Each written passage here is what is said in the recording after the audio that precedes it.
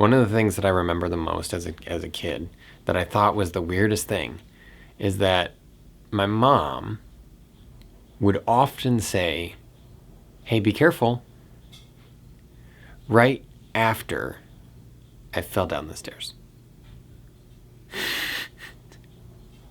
I thought it was a weird thing. I thought it was a strange idea that as I'm in the process of just failing at walking, you would remind me, "Hey, caution, you should walk more carefully." And now as a parent, when I thought I was, gonna find some better phrase, I see my kiddo stumble and crash into something, and what do I say? Careful. And for us as people, oftentimes it's a lot harder to interact with individuals than just, "Ooh, careful, you seem to be getting upset." Or, "Oh, careful there. You might just find out that that attitude is gonna get you in some trouble." It's a little more complex.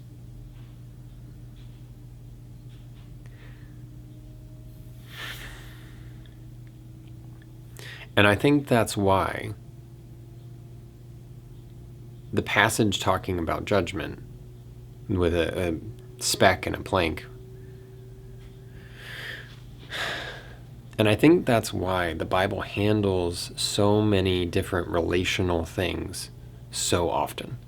Because dealing with people is truly complicated. Sometimes it'll go really, really well. Sometimes it'll go really, really poorly. But at the end of the day, the way that you connect to others reflects how you are connected to God. Obviously, there's the passage that talks about someone having a speck in their eye and somebody walking over trying to help them clean it out of their eye who happens to have a 2x4 sticking out of theirs. It's not really going to go well. As you can imagine, somebody with a piece of wood that long is going to cause some problems as they're trying to do the small details of washing out another person's eye. It's a pretty clear illustration that we're supposed to focus on our own stuff and not really judge other people for theirs. So a passage that doesn't always come up with this sort of conversation that I'd also like to throw out to you is this idea that Paul brings up of how he relates to others where they're at. See, he goes into this whole conversation of saying, to those that were under the law, I was under the law. To the Gentiles, I was a Gentile. To the Jews, I was a Jew. And he starts talking about how he relates to them where they're at so that he can bring Christ into the picture. There's even a story where he walks into a group of philosophers and notices an empty podium off to the far side, and he says, that empty podium, you've got all these other podiums filled with different gods and different people that you worship, or even just people that are gods of other cultures. And you've got a podium over there that says, "To the unknown God." So you're basically saying, cover all my bases. Well, I know who that is. Let me talk to you. And so he relates to them right on their level.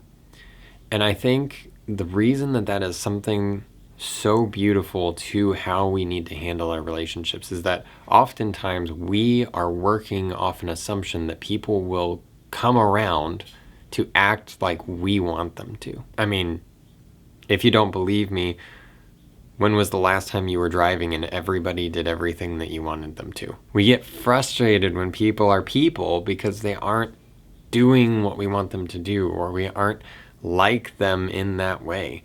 And so if we are able to step back a little bit from ourselves, understand that we do have that plank out of our own eye, and we need to slow down when we're trying to talk about these differences and these problems, then I think it's also reasonable to say we need to understand where they're coming from.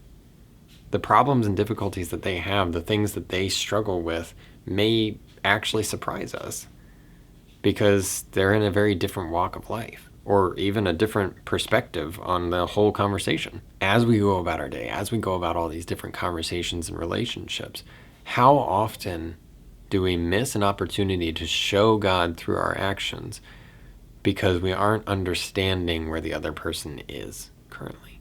So, regardless if you're fine or not today, just know a couple things. First, you're not alone.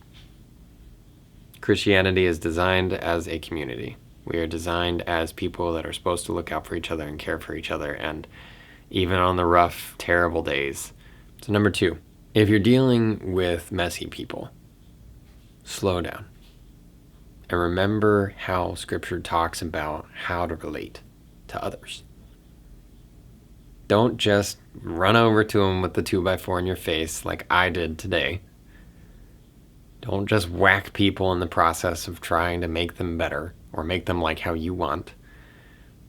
But realize where they are, realize who they are, and realize what their life looks like. And if you don't know, maybe take the time to actually find out. Now, you're not going to get the chance on everybody that drives by and cuts you off in traffic, but slow down. Realize that sometimes people are messy and they're not going to work out the way that you want them to. And that's okay.